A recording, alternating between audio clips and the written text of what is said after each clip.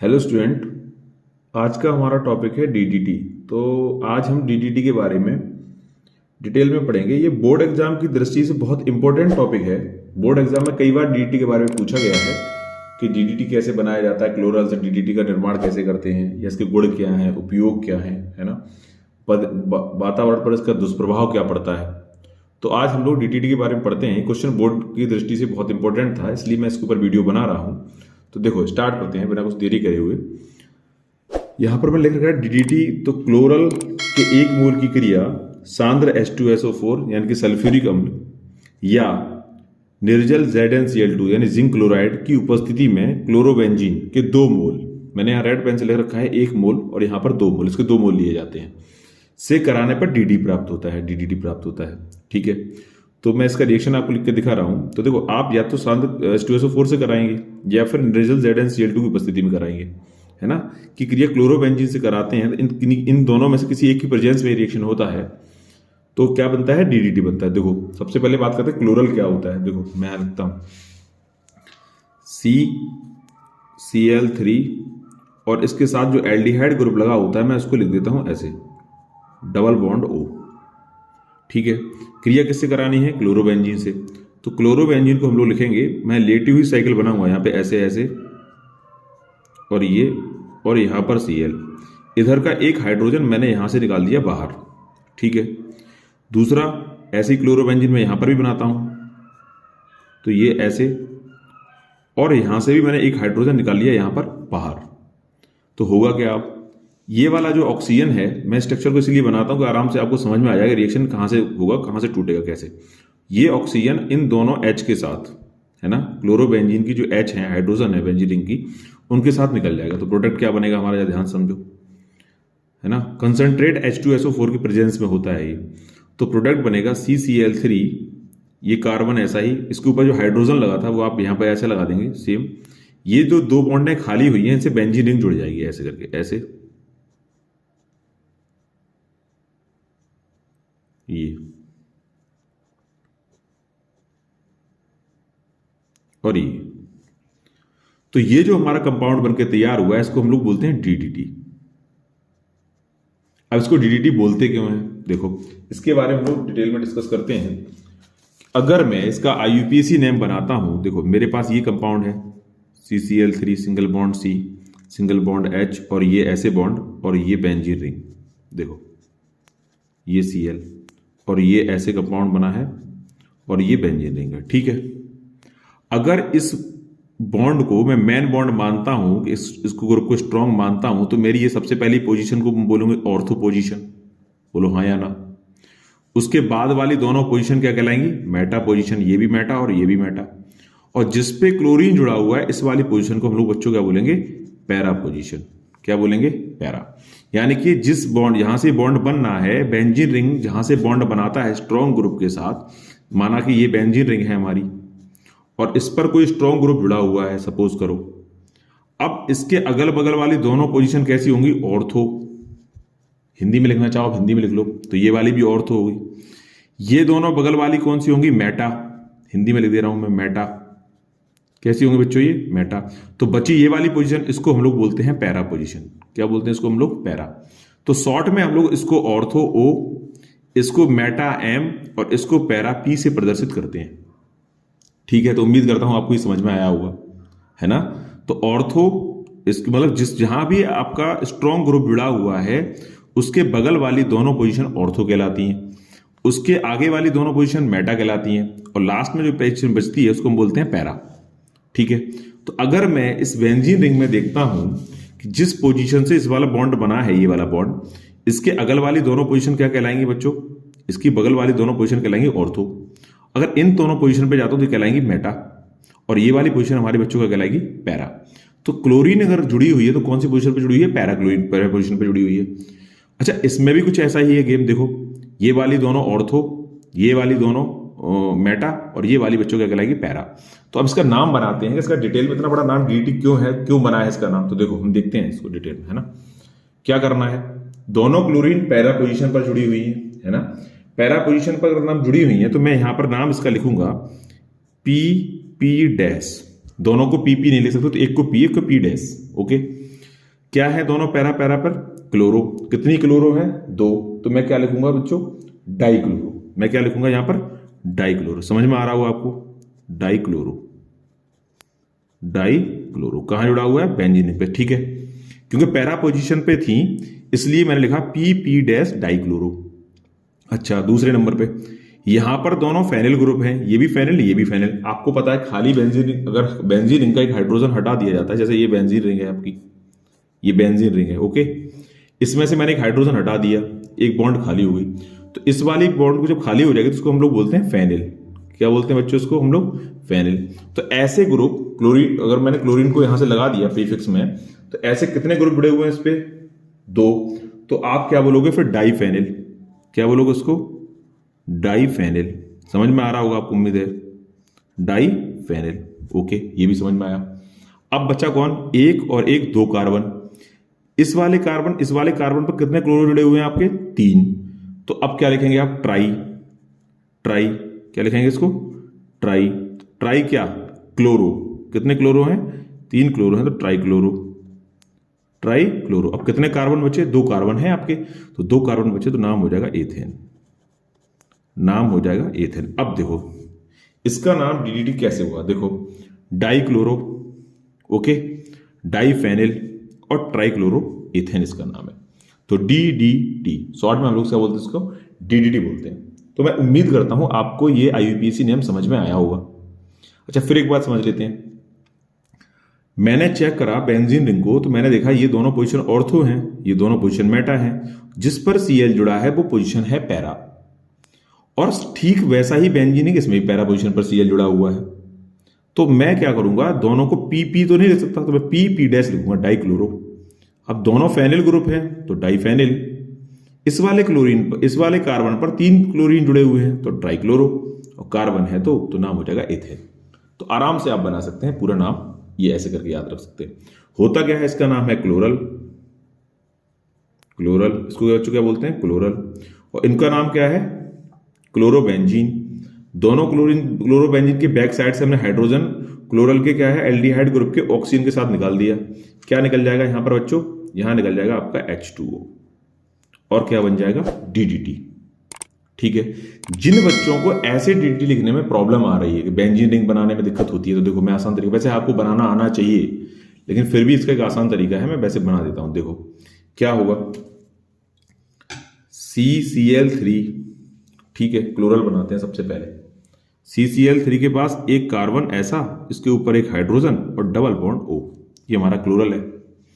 हमने क्या करा? अगर बेंजीन रिंग बनाना आपको नहीं आता, C6H5 होता है ना, तो C6H4 कर दो यहां पर, और एक हाइड्रोजन आप बना लो बैक साइड। कर सकते हैं आराम से। ऐसे यहां पे करते हैं, C6H4 यहां कर देते हैं, Cl ऐसा ही, और एक हाइड्रोजन मैंने बना लिया back side. Okay, benzene rings बनाने से अच्छा ये भी आप बना सकते हो आप। तो आप यहां से O और यहां से दोनों हाइड्रोजन, ये देखो निकल रहा है। ठीक है, आप दोनों वैसे ऊपर वाला लिखो, ज्यादा अच्छा है, लेकिन आप अगर नहीं बना पाते हैं, दिक्कत होती है, तो आप ऐसे भी लिख सकते हो। कंसंट्रेट H2SO4 की उपस्थिति में होगा, एरो के ऊपर आपको लिखना है H2SO4, ठीक है ना? लिख देना आप बड़ा सा एरो बना के, मेरे कॉपी भी जगह स्पेस कम है, स्पेस नहीं कर रहा हूं मैं। तो होगा क्या? CCl3 ऐसे, इस कार्बन महाराज को यहां बना दो, ये हाइड्रोजन, ये बॉन्ड ऐसे, ये बॉन्ड ऐसे, यहां से हाइड्रोजन निकला है तो जुड़ेगा भाई। क्या जुड़ेगा? ये C6H4Cl। क्या जुड़ेगा? C6H4Cl। तो इसका नाम क्या है बच्चों? DDT। और ये हमारा क्या है? क्लोरल। आपको जो मेथड अच्छा लगे दोनों में से, वो मेथड आप लिख सकते हैं, ठीक है। और ये हमारे दोनों क्या हैं? क्लोरोबेंजीन। क्लोरोबेंजीन, ठीक है। दोनों लिखने की जरूरत नहीं है ना? आपको दोनों में जो आसान लग रहा है, वैसे ऊपर वाला देखो बेस्ट है, ऊपर वाला ये वाला। भाई DDT बना रहे हो तो DDT अच्छे से बनाओ, ठीक है ना? तो अब ये वाला मेथड भी अच्छा है, कोई दिक्कत वाली बात नहीं है। DDT का पूरा नाम आपको बता दिया कैसे लिखा जाता है, तो ऐसे लिखा जाएगा, ठीक है। उसके बाद हम इसके कुछ प्रॉपर्टीज पढ़ लेते हैं, गुण क्या है और यूजेस क्या है और वातावरण पर क्या इफेक्ट डालता है ना? पूछे जाते हैं बोर्ड एग्जाम में। तो देखो अगर इसी क्रम में आगे चलता हूं मैं, तो सबसे पहले मैं पढ़ता हूं इसके गुण। किसके किसके बच्चों? DDT के। DDT के गुण कौन कौन से गुण हैं? देखो 2 गुण। नंबर 1, यह एक सफेद क्रिस्टलीय ठोस होता है। नंबर एक, यह एक श्वेत लिख दो या सफेद, श्वेत लिख दो, चलो श्वेत क्रिस्टलीय ठोस होता है। ठीक है, पहला गुण आपको समझ में आया, पाउडर फॉर्म में पाया जाता है। नंबर सेकंड, ठोस होता है तो फिर इसका गलनांक होगा, क्वथनांक होने का तो मतलब नहीं है। तो लिखो इसका, किसका, डीडीटी का, इसका गलनांक है ना। डिग्री सेंटीग्रेड में केल्विन में है, तो केल्विन में आप लिख सकते हैं 382 केल्विन, और डिग्री सेंटीग्रेड 273 में माइनस कर देना आप, तो डिग्री सेंटीग्रेड में हो जाएगा, होता है। ठीक है, इसका गलनांक, ठोस है तो गलनांक होगा, अगर लिक्विड होता तो क्या होता, क्वथनांक। अब तक हम क्वथनांक पढ़ते रहे हैं, है ना। नंबर 3, यह जल में नहीं घुलता है, तो मतलब मैं लिखूंगा यह है जल में अविलेय है ना। जितने भी हैलाइड थे सभी ऐसे ही थे, जल में अविलेय तथा कार्बनिक विलायकों में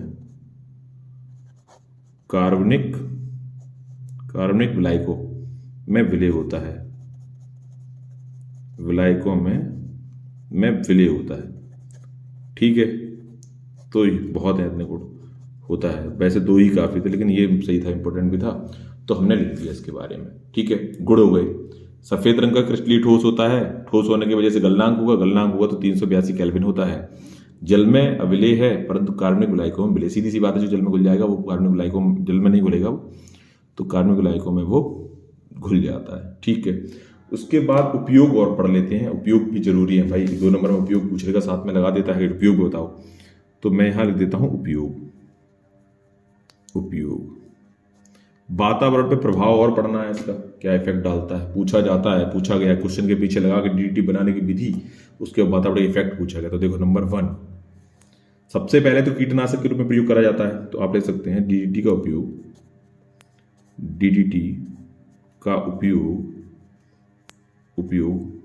है ना, फसल वगैरह में कीड़े लग जाते हैं उसके लगाने का रहता है ना। कीटनाशक नाश कर देता है कीटों का, नाशक के रूप में किया जाता है। पहला तो ये हो जाएगा आपका। ठीक है, नंबर 2, कौन कौन से कंपाउंड बना सकता है, फिनॉल बना सकता है बच्चों, फिनॉल एनिलीन भी बना सकता है ना। आगे पढ़ेंगे हम लोग आदि के निर्माण में।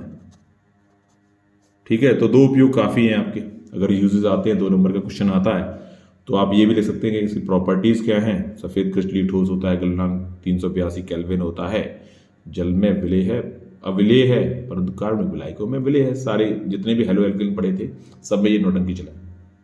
डीडीटी कीटनाशक के रूप में करा होता है, ये तो सबको पता है लगभग, है ना। जिनके बाग वगैरह होते हैं ना, वो हम देखते हैं कि दवाई की जगह लगाया जाता है, फसलों में लगाया जाता है। अच्छा, एक चीज और लिखते हैं भाई, क्या वातावरण पर इसके दुष्प्रभाव क्या है ना। तो मैं यहां लिख रहा हूं वातावरण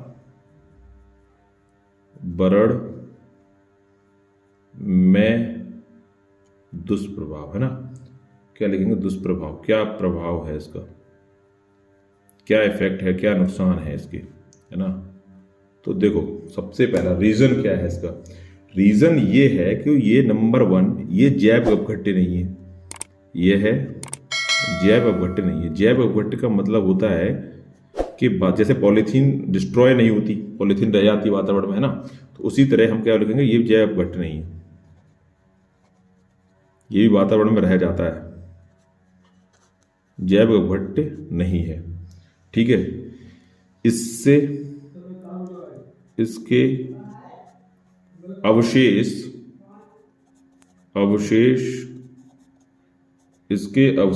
वातावरण में रह जाते हैं, जैसे पॉलीथीन रह जाती है वैसे वातावरण, है ना, वातावरण में क्या होते हैं, रह जाते हैं। रह जाएंगे तो ये नुकसान करेगा, रह जाते हैं। ठीक है, दूसरा एक और नियम लिख लो, लास्ट पॉइंट है मेरा, यहीं खत्म कर देते हैं इसको। यह जीवित प्राणियों के लिए जीवित प्राणियों के लिए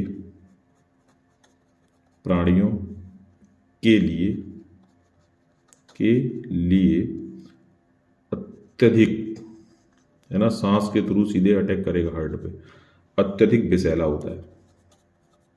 कैसा होता है? विषैला होता है। ठीक है, तो एक छोटे से वीडियो में मैंने डीडीटी के बारे में पूरा डिटेल में आपको बता दिया, है ना। पूरा बुक में आप स्टडी करोगे तो बहुत सारे पॉइंट्स दिए हुए हैं, लेकिन इतना हमें पढ़ने की जरूरत है नहीं। छोटा सा क्वेश्चन 2 नंबर का अगर आता है डीडीटी के बारे में तो आप बड़े आसानी से कर सकते हो। एक बार फिर देख लेते हैं एक नज़र में। देखो कहाँ से स्टार्ट करा था हमने बच्चों, हमने स्टार्ट करा था अपना स्टार्टिंग से डीडीटी। देखो कहाँ पर था डीटी, ये रहा। ठीक है, क्या था? क्लोरल, ये रहा क्लोरल। डीडीटी, है ना, नाम पूरा क्यों पड़ा ये भी डिस्कस करा हमने। क्लोरल के 1 मोल की क्रिया सांद्र सल्फ्यूरिक अम्ल या निर्जल ZnCl2। आप इसके ऊपर लिख सकते हो ZnCl2। क्या लिख सकते हो बच्चों? ZnCl2 को, वो भी कैसा? निर्जल। मैं स्पेस कम था तो इसलिए मैंने इसको ऐसे लिख दिया। ठीक है, निकलता क्या है? H2O निकल जाता है। तो की उपस्थिति में कराते हैं, किसके कितने मोल लेते हैं हम लोग? उसके क्लोरोबेंजीन के 2 मोल से लेते हैं। ठीक है, 2 मोल से कराते हैं तो क्या बनता है? डीटी प्राप्त होता है। क्लोरल से क्रिया कराते हैं, मैंने रिएक्शन लिख के आपको दिखा दिया, आप ऐसे लिख सकते हो बड़े आराम से, तो हो जाएगा। ठीक है, देखो ये भी मैंने बता दिया, इसका नाम पैरा डैश, पैरा पोजीशन पर Cl लगे हो तो पैरा डैश डाइक्लोरो, दोनों फेनिल हैं तो डाइफेनिल, और 3 क्लोरीन यहाँ पर लगे हुए हैं तो प्रीफिक्स करेंगे ट्राइक्लोरो और इसका नाम हो जाएगा इथेन। बनाना भी मैंने बता दिया डिस्कस करके। ठीक है, जिन लोगों को बेंजीन रिंग का प्रॉब्लम होता है, गोल गोल बना नहीं पाते हैं भैया, गोल गोल अंडा, तो देखो सुनो, वो आप ऐसे लिख सकते हो। ठीक है ना, गोल गोल अंडा नहीं बनाना तो ऊपर वाला ही है वैसे, और आप नहीं बना पाते हैं तो C6H4Cl और CCl3 और ये हाइड्रोजन ऐसे ऐसे लिख सकते हो आप, इसका नाम डीडीटी हो जाएगा। क्लोरोबेंजीन, ये क्लोरोबेंजीन है दोनों, है ना, दोनों क्लोरोबेंजीन, हाइड्रोजन ऐसे निकल जाता है। ठीक है, उसके बाद गुण जरूरी थे पढ़ने, पूछा जाता है पेपर में, आप इसके गुण और उपयोग बताइए। तो गुण क्या है? श्वेत क्रिस्टलीय ठोस होता है, इसका गलनांक 382 केल्विन होता है, या जल में अम्लीय कार्बोनिल में अम्लीय होता है, विलय होता है, सॉरी, है ना। उपयोग कीटनाशक के रूप में, बच्चों को भी पता होगा, जहरीला होता है तो कीटनाशक के रूप में करा, कीड़े मकोड़े मक्खी अक्खियाँ मारने में। लेकिन कुछ पश्चिमी देशों ने इसका उपयोग बंद कर दिया है क्योंकि वातावरण में दुष्प्रभाव बहुत पड़े हैं आपने, है ना। फिनोलिनिलीन भी इसके द्वारा बनाया जा सकता है। दुष्प्रभाव देखो, यह जैव अपघट्य नहीं है, इसके अवशेष वातावरण में शेष रह जाते हैं, है ना, इसके अवशेष वातावरण में रह जाते हैं ना। यह जीवित प्राणियों के लिए अत्यधिक विषैला होता है। विषैला होने की वजह से ये जब शेष रह जाता है तो इसके साइड इफेक्ट बहुत ज्यादा होते हैं। तो कुछ पश्चिमी देशों ने डीडीटी का उपयोग बंद कर दिया, इसके स्थान पर BHC बेंजीन हेक्साक्लोराइड का प्रयोग करते हैं। तो उम्मीद है इस वीडियो के बाद डीडीटी के बारे में कोई क्वेश्चन अगर बोर्ड में आता है तो आप पूरा बोर्ड क्वेश्चन कर सकते हैं। ठीक है, तो अगर ये वीडियो आपको अच्छा लगा हो तो वीडियो को लाइक और हमारे चैनल को सब्सक्राइब जरूर करें। Thank you.